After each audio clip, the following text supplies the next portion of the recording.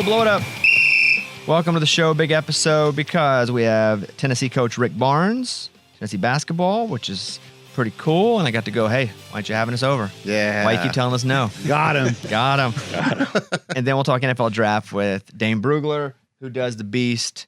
It is the most extensive draft situation in all of sports. And I subscribe to The Athletic, so I read it. So that's coming up. Now, Masters is happening now. Love it. Yeah, I was just going to gauge your excitement level. I love it, dude. I love the Masters. My favorite golf tournament. I would even say, like, right after March Madness, that's probably my second biggest sports event that I love to watch. But do you love Thursday, Friday, Saturday, and Sunday? Oh, yeah. Because I love Sunday. Oh, no. I love the starting day. I like to bet who's going to miss the cut. It was just a negative bet. You know, like I realized later after doing it like 4 years in a row, I should probably not do that bet because it doesn't make me feel good to wish you bet somebody. on misses? Yeah. Oh, you're the guy at the craps table who bets on the don't pass line. I know. And it's no. usually Tiger that I pick, but he's not playing this year, so it was a little tougher. Yeah, that's a gross one to bet on. It is. Up, dude. I should really stop doing that. Okay. Yeah, I'm in a couple like pools. Like friends have had like Masters pools, and you have like a salary cap, and you pick players within the salary cap. Who was your big dog? Rory, because he wasn't the most expensive, but I think he was second or third. Did you bet? I did. I know. I did a pool too. Mine was Scheffler. I just feel like he was the most expensive. Yeah, because he's a favorite. Yeah, and it's like when you look at the Masters, there are 150 players. Like there's so many people on the leaderboard on Thursdays that like it's pretty easy for like one of those middle guys to be a top 10 player. It's hard to win betting golf. It's tough. I've struggled because there's so many players. So many players. And it's also like the best could just be off. Yeah. Like be having a bad day or get arrested. True. Well, you know what's really tough about this now is that like you try to study golf all year, right? Like say you're a golf fan, you watch PGA. Live really isn't on TV as much. I think it's on CW. Like really don't watch Live. So you look at PGA, right? Every week, Rory, Scheffler, Morikawa, those guys are the ones leading those tournaments. But then you get the Masters and you get everyone comes back. You got Sergio Garcia back, you got John Rahm back, DeChambeau, and so now you're just like, I don't even know who's good anymore. I haven't seen DeChambeau play in a long time because he's playing Live. yeah, so I don't know. Here, the six in the pool that we had Rory, Morikawa, Matsuyama, Spieth, Burns because I played with him. Oh yeah. That's literally the only reason. See, you got all PGA guys, and Max Homa, who's not. He's a PGA guy. Oh, he's a Live guy. No, he's a PGA guy. Hasn't really been playing well lately though. No, he's been playing terrible lately. Yeah, he wasn't Live at all. Ever? Maybe at the beginning, but no, he's PGA guy. I knew he's been playing. I heard an interview with him, and he's like, I suck. Yeah, he said that. Yeah, he's like, I've really been sucking. Yeah. I wonder what that is. Like, I'm sure it's mental. Of course, I think it's all mental. Because those guys are just good. I always. did invite you to play golf. Eddie wasn't able to play. He's like, I can't. I haven't played golf at all, and I've got 2 golf tournaments coming up, celebrity golf tournaments I got to play in. You got to get warmed up. I haven't played at all in like a year. And if sometimes you're better like that though. Like no, if you haven't, not really. Really? Not really. No. Because like sometimes when I don't play for like 3 months and I go back and play, I'm like, wow, like not bad. But there if I play glimpses, but I can't play 18 holes good after not playing at all. Yeah. So I was like, hey, you want to play? We'll play Friday. And he's like, I can't. My mom's coming to town. My mama's coming to town. It's your birthday, dude. I haven't even been. I'm a member of the club. I haven't been once. Really? Since they opened back up? So they opened up over a year ago. So I think I've been 3 times in a year and a half. You need to put that to use. Remember, was it last year or 2 years ago? That's all we were doing all the time. I now have been more of a pickleball guy. Yeah. For a couple reasons. 1, because it's a workout. Fair. 2, it's only an hour. Not 4. Yeah, it's hard for it. It's right. really, with all these podcasts I've taken on, and luckily the Yellowstone one's over, and it's getting slight. It's just hard to have 4 hours in the day. Yeah. So They should have like a 12-hole course. That's stupid. No. Yeah, that's well, dumb. you could just many. go play 9 holes. You can play 9. I know, but that's like not quite enough. It's You like just a need tease. a little bit more. It's the same thing as 12. You're not finishing your game. It's like playing like 4 innings of a game and being like, I'm done. Like 15 through 18, you're like, all right, we're almost through it. Here we go. Like, because then 12 holes pretty dumb. I'll be honest. It's 12 pretty holes dumb, pretty man. dumb. Yeah. And you can just go play 9 if you wanted to. It just takes so long. You That's can what play I'm saying. 3 And I quarters of a love football golf. game. I love golf. I have a golf No. simulator. I haven't used it in forever. We now just basically use it for our Lots to Say podcast for like our background of it. Screen. Great setup. But I have friends that are members of like golf simulator clubs. Oh my gosh, I have one of those too. You do? He keeps inviting me, and I'm like, And the way he phrases it kind of irks me because he's like, "You want to play golf on Friday?" You mean your little simulator club? That's not playing golf. The ball into his Totally screen. different. That's hitting balls. I had a friend that was like, "Hey, do you want to come and play on the simulator at the club?" And I'm like, "I have a simulator, Yeah. I got my own club, like, bro. like 30 yards back there. Like you can come over here." You're right. He's Well, like, that's another thing too. Does he call it like I'm a member? I'm a member at a club. he said, "I'm a member of a simulator club. That's funny. If you want to come and play, like if the weather's bad." And I said, "Oh, that's interesting. That's cool." I said, "Why'd you join?" He goes, "Because there's food and stuff." And I said, "Oh, that is cool." I said, "Well, I have a simulator, so I'll probably, unless you just want like hang out, we go do it. Yeah, But like yeah. if it's just about playing on a simulator, like I have one, Yeah, it's probably better than that one. probably. But yeah, It's just funny when they like my buddy's just like, "Yeah, man, I'm a member at a club. You want to play on Friday?" I'm like, "It's a simulator club. It's just." And I haven't gone yet. I might really like it. Maybe the vibe's cool. That's a real thing. It's a real thing. Oh, I thought they were saying it like as a joke. no, there's like There's, like, places that have actual like clubs. 4 or 5 simulators, maybe more in a room. Okay, I've And they been have to like those. a bar and a restaurant. Gotcha. Yeah, that's what that, and it's a club. And you pay for a membership, and you can play set a tea time whenever you want. I mean, for the right price, you do it at my house, guys. If you, You start your own. yeah, if you're looking Yeah, to yeah. looking that to is do. So would you rather win the what championship would you of all the championships? Which one would you want? I'll go Masters. I'll go Masters because that's mine. Like I won that baby. I don't have to share that with a team. Like you wear the green jacket. The whole thing is pretty awesome if you win the Masters. That's funny because I wouldn't have gone there at first just on the surface, but I think you're right about that The team part. because if unless you're the quarterback or a star player Yeah. and you win, you win Super Bowl. Okay, cool, you won, but your team won, Mhm. and you're a former Super Bowl champion, but of the team. Unless you're Mahomes. That's what I'm saying. Like, yeah. so It's different. yeah, I think you've convinced me. I think I'd. Would you probably do be Masters or like another It'd tournament? be Masters because it's America and it's the most prestigious. Yeah. And you get that green jacket. And Yeah. some of the other tournaments like do fake jackets, like plaid jackets or whatever. But it's nothing's like the Masters. And you're a member there, and you get to do your meal the next That's year. cool. You get to pick your And you meal. get to play even when you're 100 years old. And you have your own driving range over in Augusta. You what? What? Yeah, any Tell me more. Past champions have their own driving range. Like their own lane that they can hit it off? No, their own driving range. So there is by the way, they can't be called the driving range on television. The announcers have been told it's called like something practice facility. Practice. They're not called fans. You'll not hear the announcers call them fans. They're called maybe Spectators? I was gonna say Maybe spectator. spectators. There's a word they have to use Why? Just bold because rules? the Masters get to make all the rules because the Masters charge nothing for television. The network gets it for free. Huh. Wow. But in exchange, they have to do everything the Master says. And the Masters make all the money off merch and stuff. Yeah. Maybe Somebody's that's telling me that they do track, like everything that they do as far as food and all that is green. So if somebody drops like a wrapper, it That's just not blends true. in. That's It's not true. No. I mean, I've been there, so no. I've never heard that. Because then you can, on TV, like it looks like it's as clean as possible because even if there is trash, it's green. Do you so know it why it's blends in. clean? Because nobody freaking puts trash on the ground. Yeah. And you can't take your phone in there? Is that right? No, you can't take your phone. If you do, if it comes out of your pocket, you're out. Whoa. Yeah. So you can you can bag it. When we went, we just kept it in our pockets, but we didn't even think about pulling it out because if they see a phone, you're out of there. And do they tell you that when you go in, or do you just know that? Or is There's like probably a signs everywhere? sign up front, but I think it's mostly just known. I won't even say understood. It's it's a glaring rule. No phones, and so it's cool though. Once I've you heard get that in, the food is cheap, the food's very cheap. right? The food is inexpensive. It's pretty good and it's Yeah. inexpensive. Everything is pretty inexpensive, but they make all their money off the pro shop. It's it's shirts printing money, yes. So, but it's cool. What did you get when you went? Did you stay at a hole or did you walk around? How did you watch it? So if you get there when they first open the gates, you have your chairs, your master's chairs, and it's the same chair. There's not even like a different kinds of chairs. It's one kind of chair. I Did they believe- give you one? I believe so. You probably have to buy. I don't remember that. Okay, We didn't have one, but everybody had them, and they ran and they put them on greens.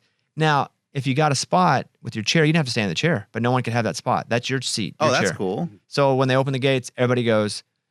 But it's like you open a theme park, bunch of kids running. You open that, it's a bunch of like middle-aged men Yeah. and old people. So you can do that. Then you can sit at a green if you. Otherwise, you're not really going to be at a green unless you're like 8 rows deep. Mhm. So we at first tried to walk, like we just wanted to see Tiger, we wanted to see, but it's so packed around them. following that group. It's so hard to see, and it's really hard to watch golf in person at a driving range from the tee box because you can't really see where they hit. Mhm. Yeah. They just hit, and you go, Yay. Because everyone else is yeah, doing because you it. can't see where they hit. You can't see the ball. Yeah. It's tiny. Yeah. Did you ever do the get in the hole? No, you don't really do that at the Masters. Okay. I'm sure that they might, but you don't. Okay. It's a percentage of what it is in other places. I've always said that if I went to like go see Tiger, I'd do a Tiger after the hit. You probably wouldn't. No, Not Probably there. not. Because everybody's scared to get kicked out. Yeah, because they're not like they don't care. And also, it's like a fancy place. It's fancy. Yeah, fancy schmancy. And so we then sat at a hole after we walked around a bit, just sat at a hole and right at a green, par 3, and just watched them hit down. We got an elevated spot, so we went right on the green, but elevated so you could see down on That's it. cool. And then, yeah, we just sat there and gambled the whole time. And it was cool. The difficult part is you don't really know where everybody is as far as the scoring because you don't have your phones and they don't have a bunch of electronic scoreboards around. Oh, you have to dang, like that's so find true. you have to like find the main couple Oh. scoreboards. So Or you- or they walk around with a group. they do have that on the group, but then you only know 2 people. You only know Yeah, the 2 people that are in the group. Yeah. Yeah. So the difficult part about that is knowing How do they know? who Like whenever you see like microphones on shirts. Yeah. oh really they tell them Earpiece probably, Okay. right? Yeah, Yeah. yeah. People that are there, like Birdie They just shout it with a megaphone. got an 8. I always thought like Sunday the last 2 groups or whatever and it's a close match and they hear the group in front of them like a big roar, they're like, oh crap. Well, that does happen. That for sure is a part of it. Oh. It's a momentum killer too. I mean, it's all things. But yes, it's cool. And then you're wondering like what are they cheering for? Like what is it 2 strokes? Is it 1? Did he hit like what do they do? I'll make a comparison that you guys will now understand. It's like the Super Bowl. You'll go once and mostly be like, that was cool. I'd rather watch it on TV from now on. Really? Mhm. But you want to go once for sure because Yeah. you want to see it. It's the greenest grass I've ever seen, that type of thing. Like, it's awesome. Everywhere you've ever seen on television, you're seeing it for the first time in person. But then you go and it's just kind of hard to keep up with because if you're trying to see a bunch of golfers or follow one, there's just people, and no phones. And you're like, is my wife mad? She's trying to get a hold of me. Yeah, that'd be tough. So you My wife wouldn't like that. like you would go for I would say you'd want to go for a couple of days, a year, like Yeah. for a few days. It's cool. But I don't think unless you're like extremely super fan that you'd want to go back the next year because you're like, oh yeah, I got it. Unless it was like a big event for a reason for one person, like he's trying to, Tiger Slam. Yeah. yeah. But then 7-8 years, you'd be like, yeah, it'd be cool. Let's go back. But you do it. And then once you're there, you're like, this is really cool, but it's much better to watch on television. I could see that. Because just generally things are better now on television. I know. Sure. Yeah. So you want to go once and see it, but then you get to these games, and I say this even about Arkansas sports. My favorite thing to do in the whole world is go to Arkansas games. Oh, basketball's kind of fun, dude. Yeah, it is. It's awesome, I can go to every game. but it's like angles, timeouts, can't get food. Like there are all these annoying things, and you lose. And if you're in a away game, or Oh, yeah, then you got to travel home, Mhm. hating life. Like television's just made it so much better. But we'll try to go next couple years. Masters? Yeah. Oh, I mean, that'd be I cool. could probably pull some strings and just go. Play it or just go. What are you talking Can we about? play? Can we play? You know how they do like pitch, drive, pitch, putt? Could you play? No. Could I play 70-30? No. Wow. I think Then definitely no. outside shot You're saying there's a chance. because they do like celeb stuff sometimes, yeah. but they'd have to be like 20 no's in a row to get to me. So We can call some people. that's not a thing though. Okay. Like calling some people is not really a thing here. make a couple. I have calls. one last question about Yeah. Masters, and we can move on. What's it like outside of the course? Because when you watch it on TV, It's, you're like it's a small town that it's like a McDonald's across the street. crazy. It's kind of crappy actually. Because you watch it on TV, and you're like, this is Willy Wonka land. Right, Like this yeah. is. It must be surrounded by like green, jungly flowers. and no offense to people in Augusta because it's a crappy area. And when you're driving to it at first, you're like, why are those fences covered in like green, like the out? Oh, wow. Yeah, Hmm. yeah, it's Gotcha. kind of, it's not. the I would best. never think that Mhm. just from watching it on TV. Same. Yeah, like there's like Hooters right nearby. I'm like, yeah, there No, literally I've seen is. the Hooters because John Daly's always Yeah. there. Yeah, of course, Yes. of course. Yeah. So, yeah, we'll try to go at some Okay. point. I have a buddy that went this year This for the year? first time. Yeah, he Nice. just got randomly invited by somebody who kind of knew his wife back in the day, and they were like, "It's me and 2 friends. I have an extra ticket." And he didn't even know the guy, but his wife knew him like 15 years ago. Huh. Hmm. That'd be a And- tough one. And he was Yeah. like, "Oh man, I may never get to go." And Yeah. he went. Just suck it up, not knowing. But the th- person. but that's Yeah. very much a thing like you would do, just jump in with a bunch of people you don't know, just because you're easy to get along with, and I would. yeah, I would. yeah. But it depends. Like you went 4 days. Oof, Yeah. That's tough. true. yeah. You'd still probably go though. For me, it's not even about the Figure four. it out. I don't even want to hang with people I don't know. I don't even want to hang with you guys sometimes, and I know you. Yeah. And it's not even that I don't want to hang with you. I just don't want to hang with anybody. But my personality is very different than Eddie's. Eddie can blend in and jump in and be best friends with everybody in 5 seconds. And like that's like a yes thing. I used to love going to bars and just like sit at the bar and, hey man, you from town? Like, what are you visiting? And then there we go. You just hang out with that person for the rest of the night. But that Not- can really backfire. Really? Yeah. Sometimes. No, Because if then you you- start talking to the wrong person. You're like, oh my gosh. What How do I get out of here? Yes. So that can backfire. Because I'm with you. I'm all about having a good time talking to people. And then there's those times where you're like, oh man, I messed this one up. Dude, there was a time when I came to Nashville just to come visit randomly, and I sat at a bar at a Hooters, not kidding, and started talking to a guy. We talked for like, I don't know, 2 hours. We went to a bar afterwards, and then he had to leave, go home. Never saw him again. When we moved to Nashville, I was at one of my kids' baseball team games, and I see him there. I'm like, wait a second. Do I know Is that this the guy I guy? had sex with? And I asked him, like, dude, did we meet at a Hooters at this place? He's like, yeah, I remember you. I'm like, this is crazy. That's pretty weird. That's cool. That's wild. And that guy, Eric Church. Yeah. Oh, whoa, whoa, whoa. Okay, so we're gonna come back with Rick Barnes, Tennessee basketball coach, in just a second. Are we gonna do a UFC parlay? All right, come on, let's do it. We've never done one. Yeah, I mean, I'll let you have it.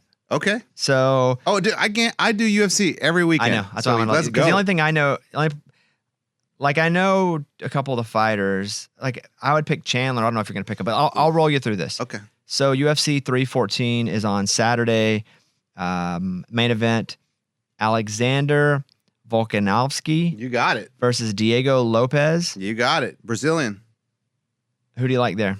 I like Diego. He's the underdog. Yeah, I love that. And he's not an underdog by much. Plus 110, barely. You're right. But I love this guy. He's won the last 5 fights, I think. He's won 5 in a row.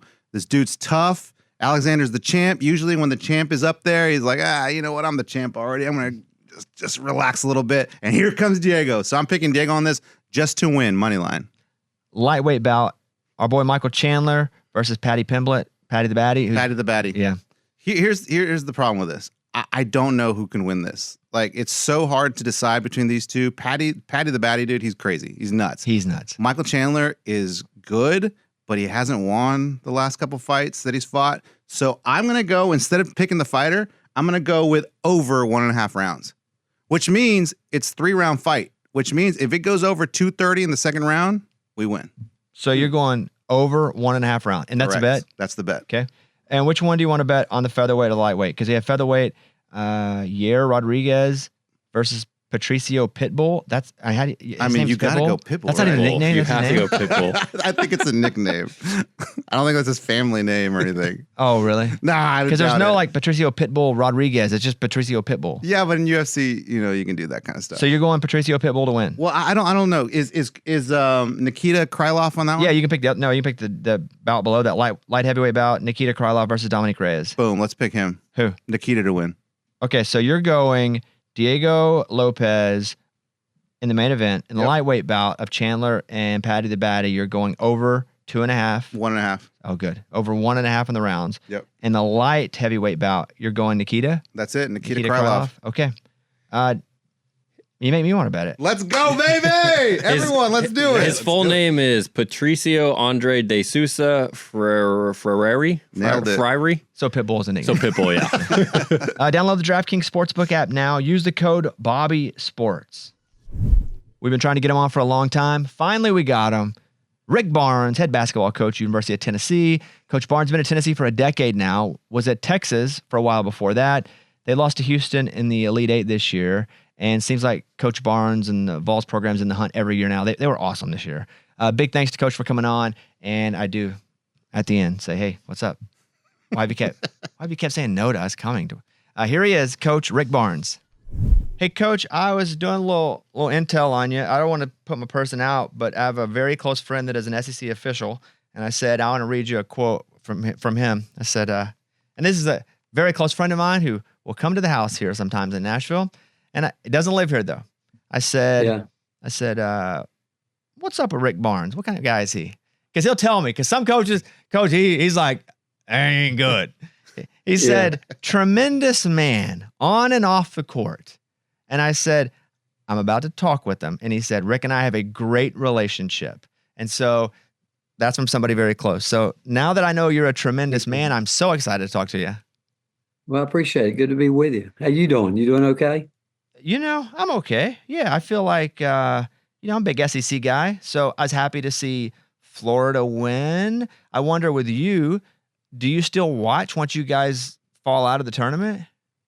It's hard, sporadically. I probably watched, obviously, the last game more of it, but when the semifinal started, I didn't watch a lot of that because it takes a while. I was talking with Kelvin Sampson yesterday, and just it takes time to get that sting out, because you want to win, you want to be the last team. And a tough part about that tournament is there's only going to be one team that's going to go home happy, and everybody else it comes to a sudden screeching halt. And but it's hard, and sometimes you just want to get away from it. But we've had to jump right back into the recruiting aspect of what we do, and so that keeps you from sitting around mulling over it too long. Yeah, it feels so intense right now, even because you're right. It's over.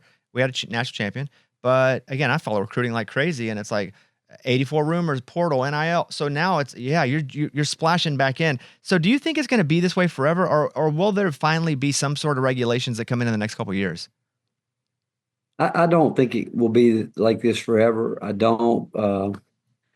I'm sure they're going to have to regulate some things. What that's going to be, I'm not sure anybody really knows where it's going to go. But in my close to 50 years in the business, it's never stayed the same. It's always changed some way, somehow. Whatever problems that we run into, they find a way to work through it. The one we have right now, we shouldn't have ever gotten here if we'd have done the right thing in terms of taking care of players years ago and seeing them as not just student athletes, but people that were helping generate funds. And we wouldn't be where we are today, but we are. And how it's going to get solved, I'm not sure anyone really knows right now. The bizarre thing, and this will be the last question about that. The bizarre thing is that the portal opens up while the games are still being played. That even just adjusting the calendar would seem common sense. Like, I feel like there should just be like 1 or 2 dates, period, that doesn't affect football or basketball. Isn't it weird that players can start to move while the season's still going? Yeah, but what I think the reason they moved it to where they did, you think about it, once the NCAA tournament starts, so you imagine almost every team has a conference tournament. Some of them end up maybe a week maybe before we say start our tournament. What they're saying is those teams are wanting to get started. They don't want to wait around for a month. They don't want to say, hey, why do we have to wait for a month? And are we going to make rules just to take care of, after one weekend, 32 teams, or then 16 teams, then, 8 teams and 4 teams. And so, people want to get going with it. But the sad part about our business, the portal is probably open long before the date, because you start getting calls, which is not right really in the season. I mean, people are still playing games, and you might get a call from somebody that's still playing, and they say, would you be interested if so-and-so? And I don't even think at times the players even know that this is going on. But it's just not, we're just not from there. I don't think there will ever be a great date when to open the portal, when to close it, based on what everybody's needs are. But again, the reason they moved it up was those teams that aren't playing, they're saying, hey, we need to recruit. We got to get going. We want to be playing next year in the tournament. So why should we be penalized waiting on the NCAA tournament to get over with? So there's a lot of different thoughts that go into it. And now I will say this to you, Bobby, there's enough players out there for all of us. We just got to find the right ones.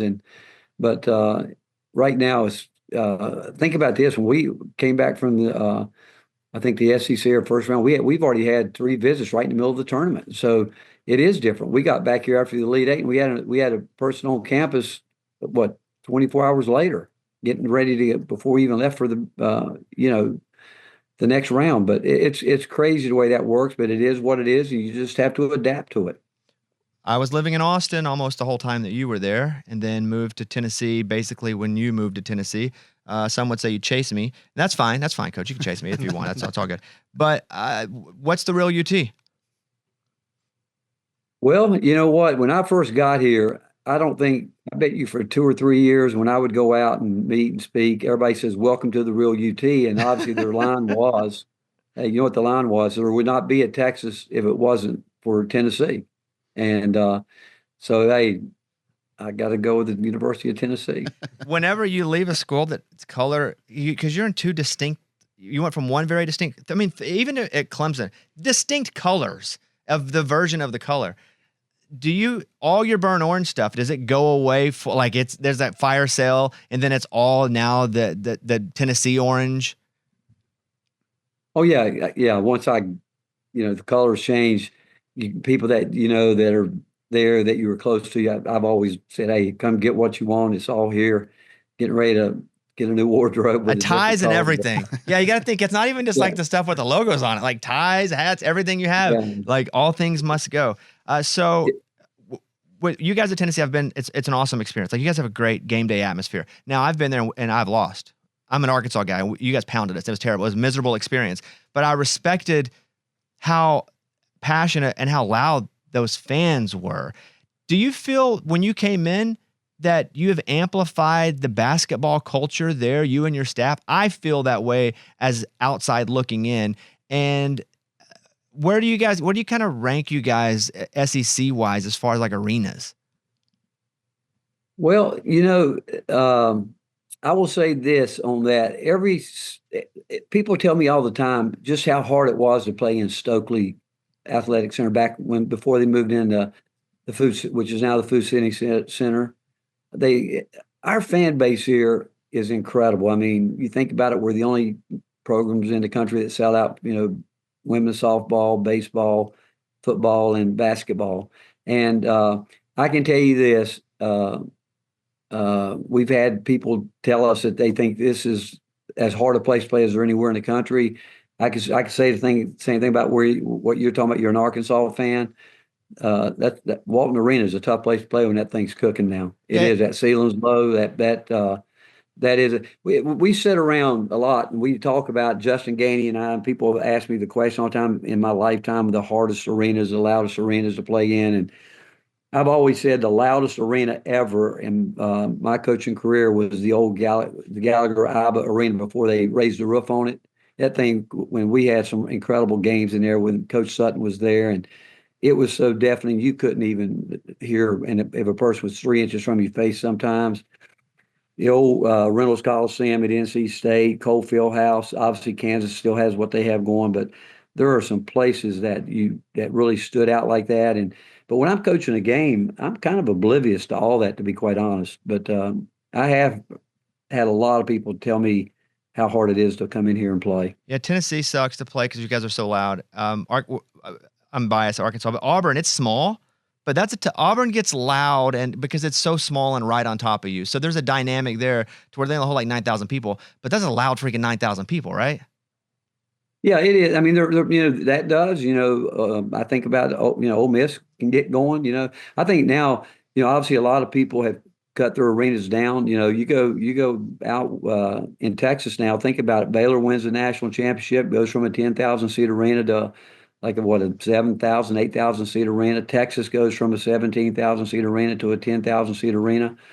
But there's still something to be said about an arena that 21, 6, 7, 8, and especially when you fill it up. And but there's a lot of them that can be loud in some ways, obviously, but they all have their own really unique personalities. What about staying in that box? I don't feel like they give you enough room. And, you come out of the box, they give you a little warning. You feel like that box should be extended a little bit or what?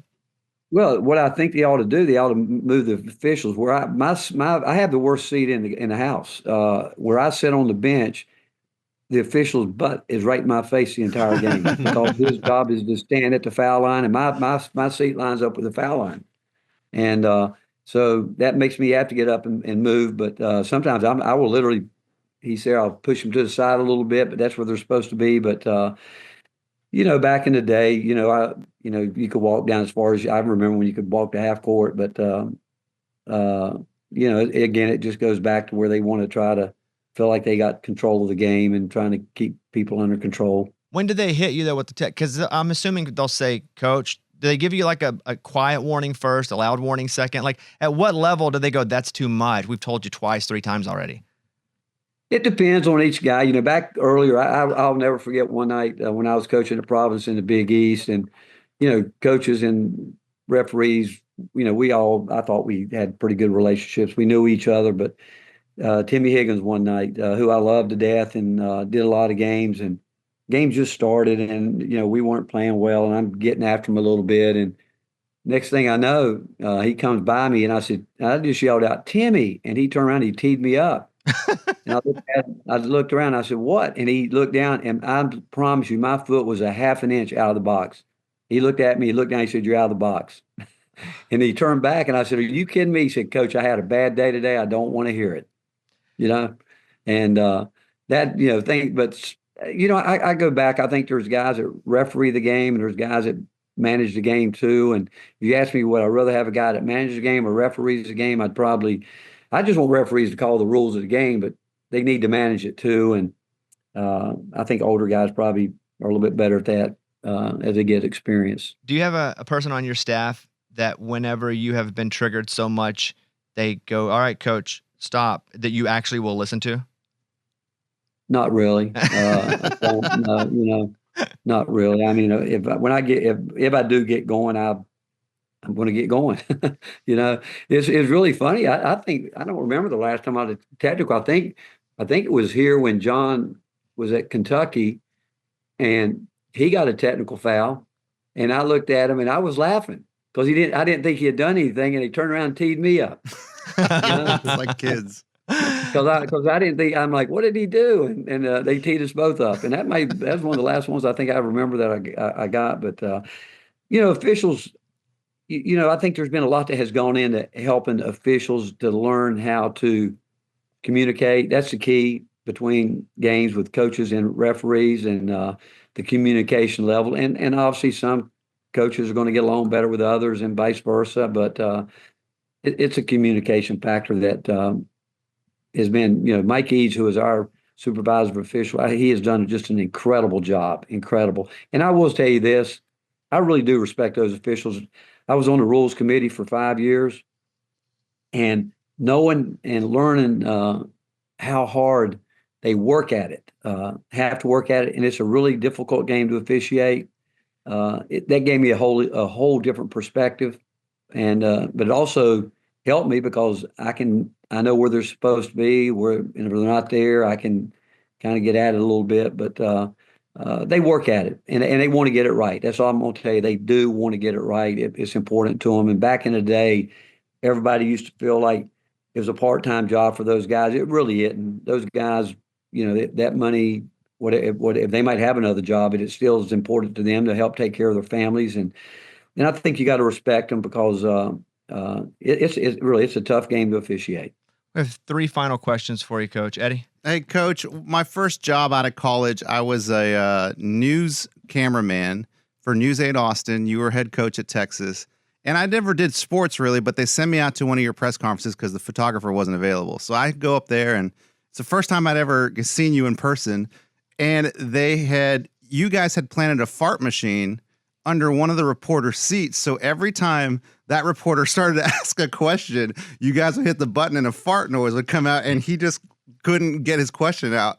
I thought that was the funniest thing in the world. I became a huge fan of yours after that moment. After that. Do you still do that kind of stuff with the media? I thought that was so great. Hey, if you want me to get up, I'll walk in my locker and I'll get that machine. I forgot. You remember that, Coach? Yeah. Oh, I'm sure I've done worse than that. But, sometimes you just want to have fun doing what you're doing. And I'm not sure who it was, but I'm sure it was good reason why we put it underneath their chair. That's funny. Okay, final 2 questions. Let's talk about Kevin Durant for a second. How cold was he as just a freshman at Texas? Man, oh man, I could tell you, I could tell you stories all day about him. I remember, I tell everyone, when you coach a guy like Kevin Durant, uh, he's the hardest worker. He's as hard a worker, maybe the hardest worker that we've ever coached. He's just an incredible teammate, very unselfish. All he cared about was winning.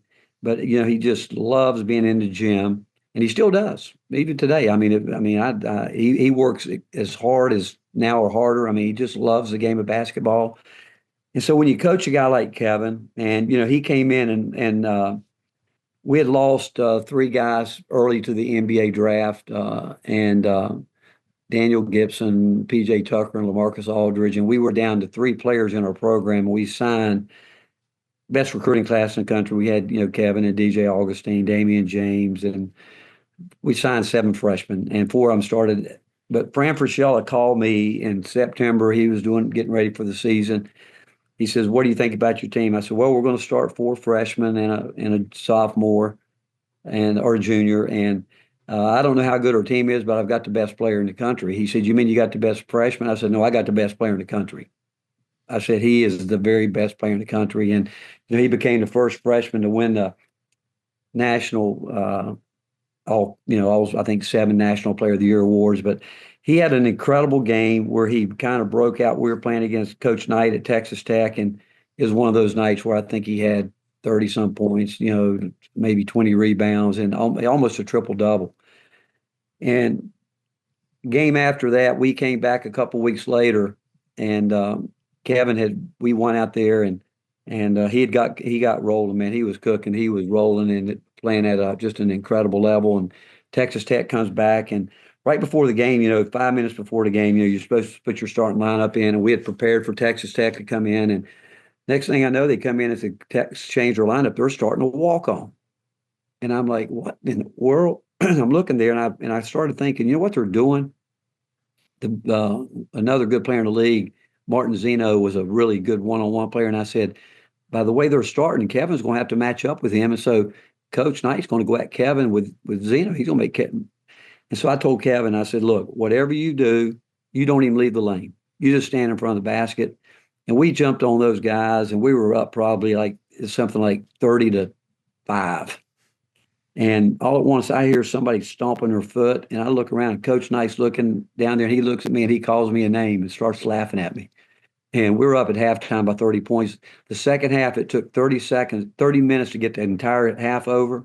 He went zone, and I'd never seen him go zone. And after the game, he told me at halftime, he said, "If anybody fouls, we're going to get in the 2-3 zone. If anybody fouls, you're going to walk back to Lubbock. I want to be out of here in 30 minutes." And that half was over in 30 minutes. But Kevin put on, and then I can just remember some of the things he did. One of my favorite stories is we go to Kansas, and place is going, and we start that game, and Kevin Durant, I'm telling you, it's one of the greatest 20 minutes in entire college basketball history. And Danny Manning told me later, he was on the bench with Bill, and we were running a play that we couldn't guard when Carmelo Anthony beat us in the Final Four. It's just in simple isolation, but it's up to KD just to pick it apart. And every guy on the court had scored a point because he either made the pass or did something. And Danny, they couldn't stop him. I mean, he was unstoppable. And Danny told me that Bill looked at him and said, "What do you think?" And Danny said, I looked at Bill and said, "Bill, that's a bad mother." But he gave it to him any and every way you could. Yeah, he's still awesome. I mean, he's still awesome, even though he's quote old. Okay, last question here, Coach, and this is going to be a little uncomfortable. We've been all around the world, we've worked out with Coach Pearl in Auburn, with the Pacers, Oregon, Florida State, South Carolina, Arizona, you name it. We've been. The only program to tell us no was Tennessee basketball. The only program. And that's Coach. I don't know. I'm not sure what you're talking about. Well, so we travel around and we go and we do a show. We focus on the team, and mostly it was for to help with NIL and show and highlight the players. And we've been to 13 different D1 schools. We worked out with Janai and everybody has said yes. The only time we kept getting no was from the University of Tennessee. And I was already mad because you guys have been pounding this. I don't like that. But now I was rooting for you a little less, Coach, because we kept getting the rejection. So I just wanted you to know that it's hurt me to be rejected over and over again by Tennessee. Well, I'll be honest with you. There's a lot of girls in Hickory High in North Carolina when I was growing up that felt that way about me, but I didn't know they liked me. Mm. You know what I'm saying? I didn't know that you'd ever ask to come on campus. Because I can tell you this, our practices are open to Indy and everybody wants to come. But they walk in. But we practice. Like we work out with a team. So I'm just letting you know, like we You want to practice with my team? Yeah, we want to like do like we just do a little workout. We do a little run, a little shoot. You come up here this spring and you give me 15 minutes. I promise you, I will do it, and we will do whatever you want to do with it. I just want to make in 15 minutes. I'm going to bring you to your knees, and you're going to be puking.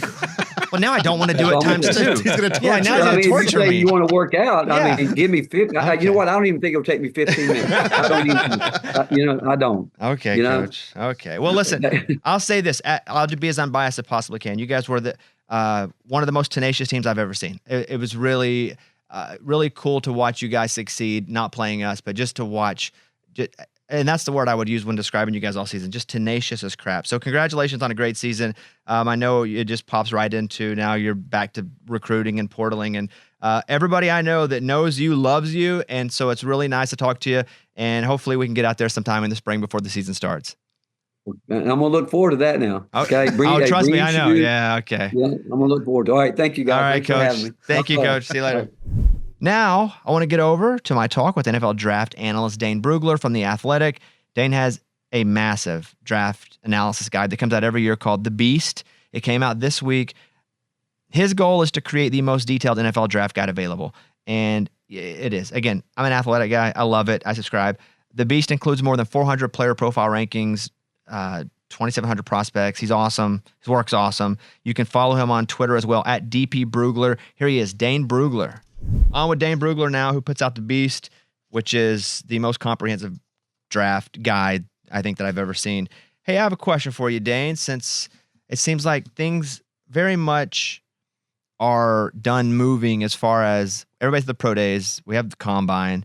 They're now having to come up with stories like, does he tap the ball too much? Like, it's that time of the draft now where we need new blood because we don't know where everybody's going, but we kind of know how good everybody is. So with that being said, I was looking at some odds this morning, and they had Travis. They had Hunter at number 2 overall. Where is he with you? Because I'm assuming Cam Ward's number 1 on your list. Yeah, if we're just projecting how the draft's going to play out, Cam Ward, he's going to be the number 1 overall pick. And I think that was pretty clear at the combine. It was more of a question, will the Titans stick and pick, or will we see a team like the Giants or another team try to make a play for that number 1 pick to get Cam Ward? But it sure seems like the Titans feel good about taking the quarterback at 1, and perfectly understandable. And then at 2, I think when you look at the Browns, they're in a position to take the best non-quarterback in this draft. And in my opinion, that's Travis Hunter. As unique a player as we've seen, but he's more than just the, it's more than the unique factor with Travis Hunter, because he is a dynamic athlete. The ball instincts are tremendous. It's more of a question, okay, how are you going to maximize his talent? Is he going to be a full-time corner and we're going to mix in some plays on offense? I think if the Browns take him at number 2, they want to help their offense. This was an offense that ranked 32nd in the league last year in offensive scoring, 32nd in the league in third down conversions. They need a spark. And if they're not going to draft a quarterback at 2, you want a guy like Travis Hunter, who is so dynamic, he can get open, he can create after the catch. And so maybe not the same body type as ideally you want, being 6 foot, 185 pounds, but he plays so much bigger than he looks, and good luck trying to cover him. It's more of a question, okay, well, how are we going to use him on defense as well? And so when you draft a player like this, you have to have a plan in place. Let's talk about Travis Hunter then for a second, a little more in depth. I watched a lot of his pro day. I watched a lot of his games too, but he was running a lot of routes I'd never seen before as actual routes. Like, it looked like the purpose of that was to just show how quick he is. Like, well, you saw it too. What do you think's happening there? Yeah, we call those TikTok routes where it's just kind of, you're going out there moving around. It wasn't full speed. It wasn't necessarily the full route tree.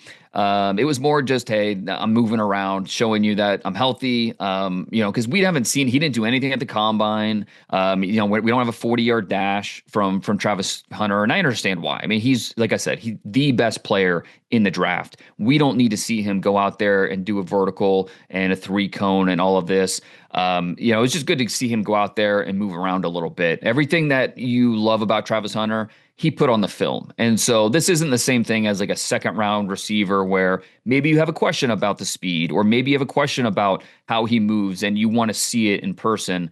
There's no wondering with Travis Hunter. He is, in my opinion, the best player in the draft. And even though the pro day was a little bit JV, it didn't really, it's not going to sway you one way or the other. It's because he's already kind of locked into being a top 3 pick. When you mentioned the Browns and they're going to go non-quarterback, I mean, they have Kenny Pickett. I mean, is that maybe they do a Cousins situation, but then that's just projecting if it's Cousins or whomever. Like, what do you feel the reason is that they're going full non-quarterback? I think you have to take the players that are there. And this isn't like last year where we had 3 quarterbacks go 1, 2, 3, and all 3 were deserving. If Drake May were in this draft class, he goes number 1 overall, and the Browns would take Cam Ward at number 2. But you have to, it's just how things play out. And the Browns have the number 2 pick in this draft, and they're just, in my opinion, there's one quarterback at the top, and then there's a gap. And I think that's how most teams see this.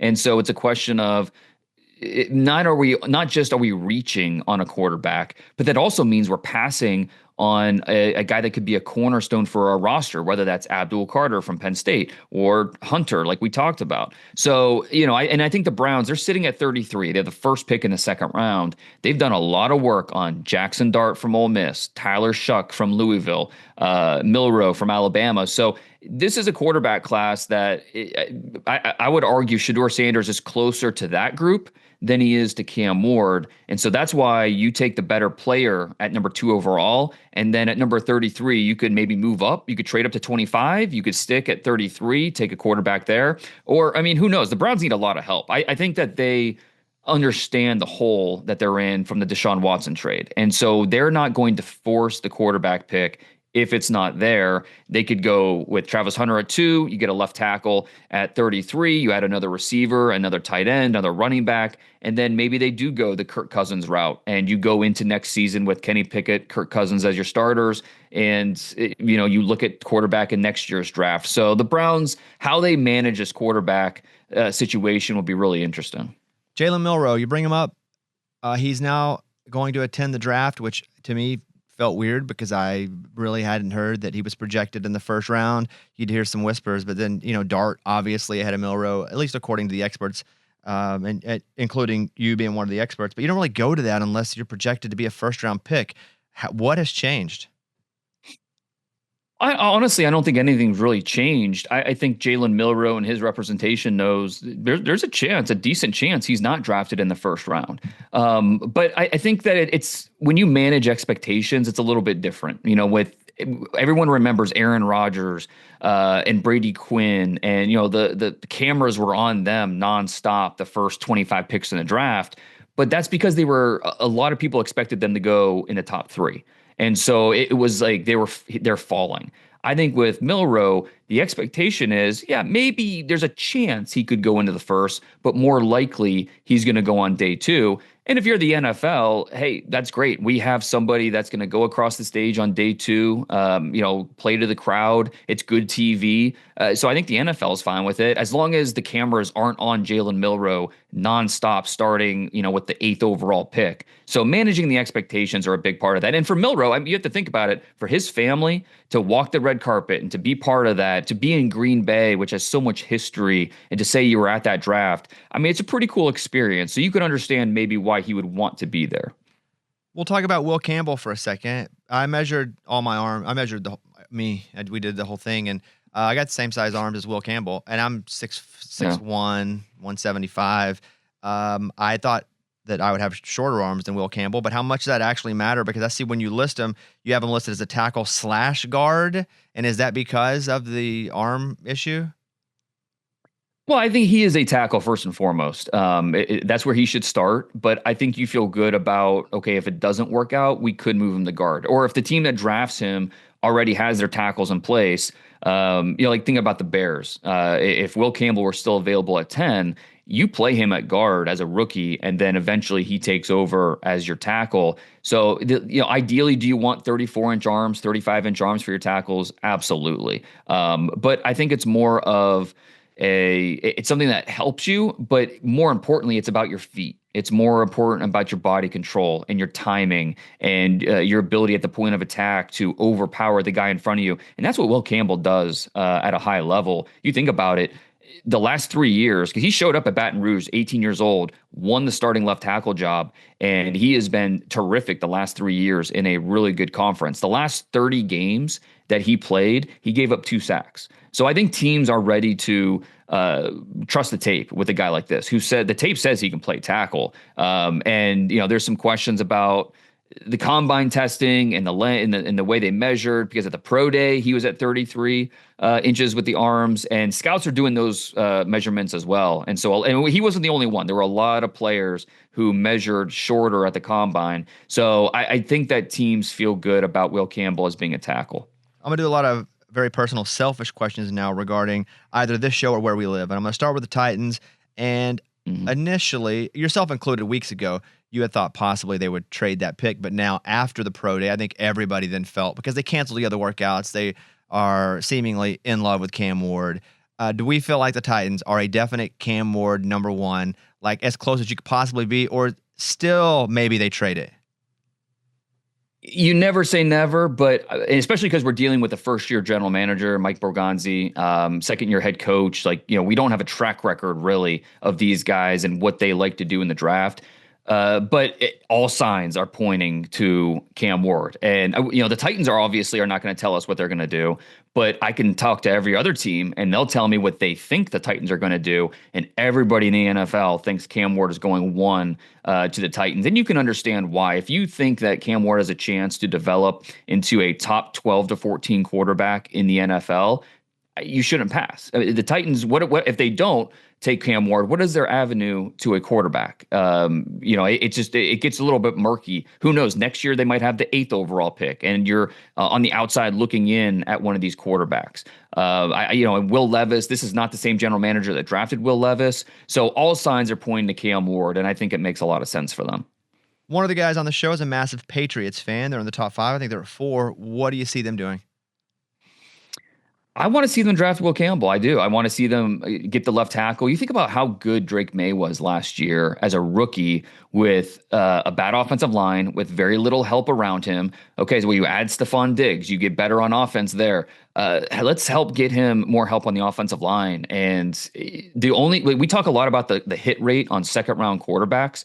The only thing worse is the hit rate on second round offensive tackles. It is hard to find offensive tackles in the second round, because if you're good enough, you're going to go in the first, because there are 32 teams that are looking for offensive tackle depth. And so, maybe ideally if you're the Patriots, you trade back to 7, 8 and take him there. But there's a good chance you're not going to have those offers. And so you pick, you take the left tackle. Absolute worst case scenario, he struggles at left tackle, you move him inside to guard, and you figure out your tackle situation elsewhere. But you're going to get a starting caliber offensive lineman who has Pro Bowl potential for the long term, and someone that's going to help your quarterback. We have a psychotic Cowboys fan on the show, and they're at 12. What do you see them doing?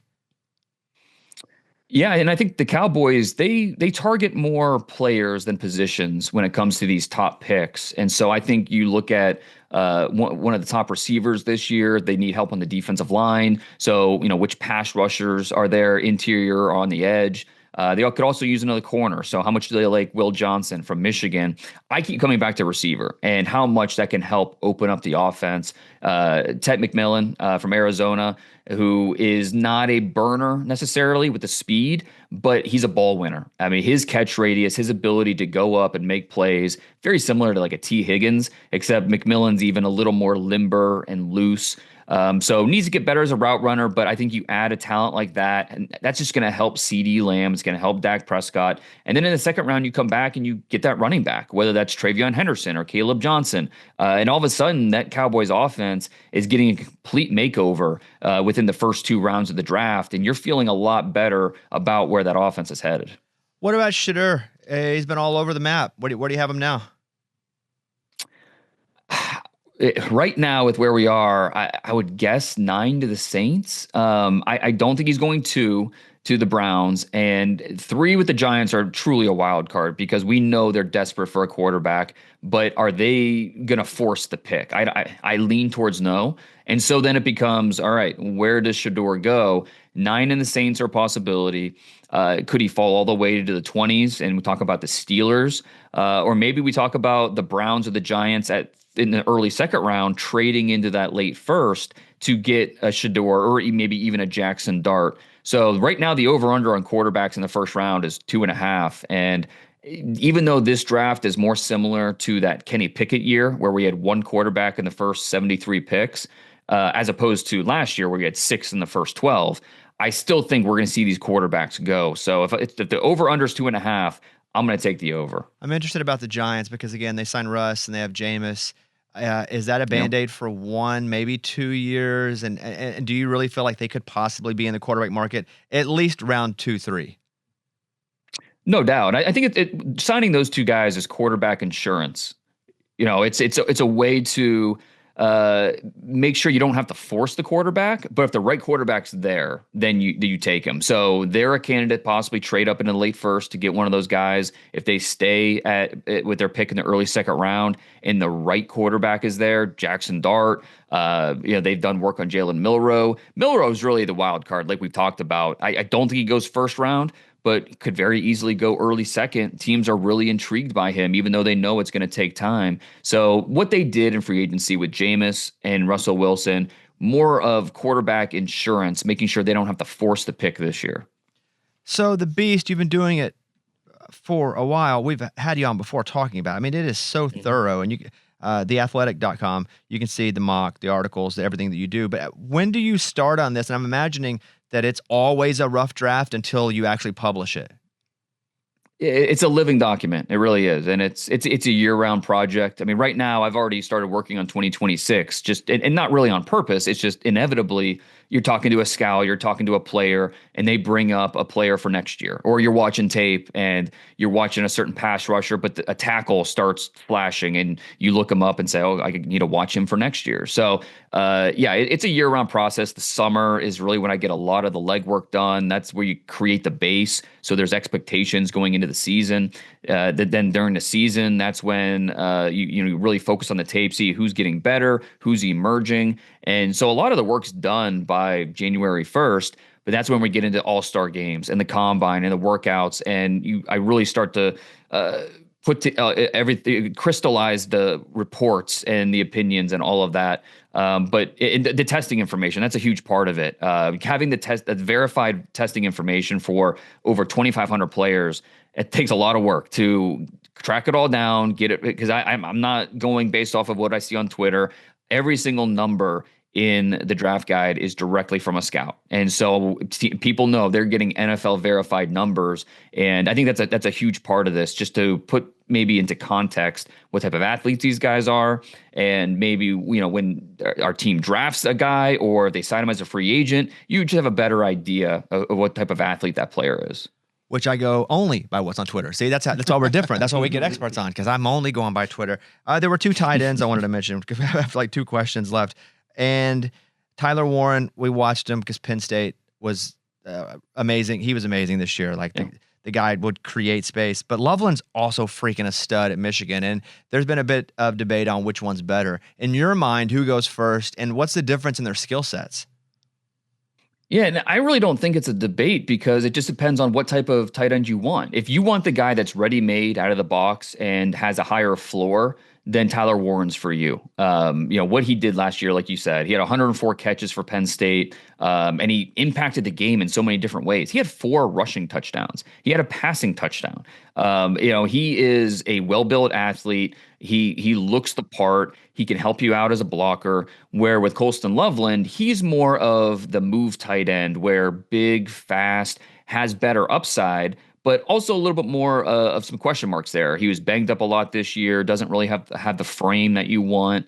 So I think if you want to bet on the upside and the athlete, totally understand. Colston Loveland is that dude. His ability at the catch point, him and Tyler Warren, both these guys are so reliable, so consistent. And I think even though Tyler Warren is a good athlete, Colston Loveland is just on a different level. So if you want to chase that upside, totally get it. Loveland makes sense. If you want to go with maybe the better football player right now, this second, I think Tyler Warren it makes a lot of sense as well. So it just really depends on which direction you want to go. But I think both are off the board, probably in the top 15 picks. Tyler Warren, I'd love to see him in Chicago at 10. I think that is an underrated fit. And then with Loveland, I love him, mocking him to the Colts. I think you want to add an explosive playmaker. You're trying to figure out who your quarterback is in Indianapolis. Is it going to be Daniel Jones? Is it going to be Anthony Richardson?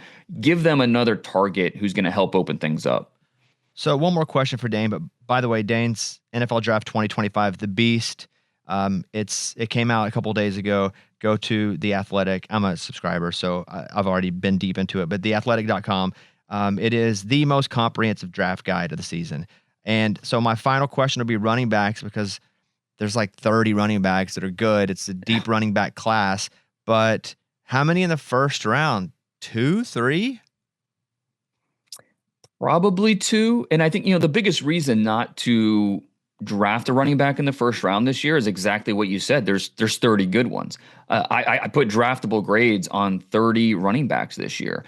So, I think you feel good. Okay, let's get our tackle in the first. Let's get our corner in the first. And then, because we feel good about rounds 2 and rounds 3, getting those guys. Now, Ashton Genty, he's too good. He's going to go in the top 10, one of the best players in this draft. And then I think Omarion Hampton from North Carolina also goes in that first round. I keep, looking at that fit in Denver and what he would bring to a Sean Payton offense with, the promise Bo Nix showed last year, a team that made the playoffs. But then you look at the second round and, okay, Quinshon Judkins and Travion Henderson and Caleb Johnson. And we could go on and on talking about these running backs. So teams feel really good about waiting till day 2, even into round 4 and 5, and still feeling like they're getting a really good running back. So we're going to see a lot of running backs come off the board. I think we'll see at least 2, though, in the first round. Okay, my final question. Where do you see Scatterbo going? Like around what number pick? I would say somewhere between 85 and 115, that late third, early fourth. He's not going to be for everybody, but you could see where a lot of teams are going to look at what he does in the passing game, see how physical he is, and say, yeah, okay, we could add that to our offense and we can make that work. You follow him, DP Brugler, and we'll put all the notes in our podcast so everybody can see where to actually go. But The Beast, dude, it's excellent. Congratulations on finishing it and putting it out. I know how much work it's got to be. So we love it, and we appreciate your time. No, anytime. I thank you. All right, there he is. Dane Brugler, everybody. Okay, that's it. Is there an update on the pickleball guy?